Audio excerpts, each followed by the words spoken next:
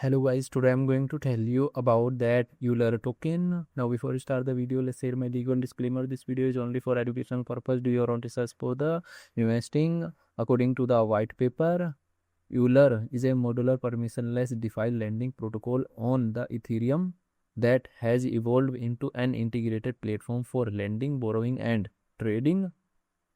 Modular lending platform, it allows anyone to create custom isolated lending markets for virtually any ERC20 token. Unlike traditional pooled protocols, DeFi Super App evolution, it has expanded beyond lending with Euler Swap, a native DEX that unifies trading, lending yields, and leverage strategies in one interface.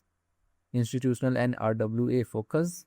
The protocol is increasingly tailored for institutional use, supporting tokenized real-world assets like treasury bills as compliant collateral. Euler project institutional rating is 4.5. Euler token total supplies 27.18 million and circulating supplies around 23.92 million EUL token. EUL token is listed on popular centralized exchanges like Binance, Coinbase, KuCoin, and other exchanges. If I share my opinion with you, then this project up to 90% chances that it is a legit or good project. So guys, don't take my opinion as a financial advice. Do your own research for the investing. Thanks for watching.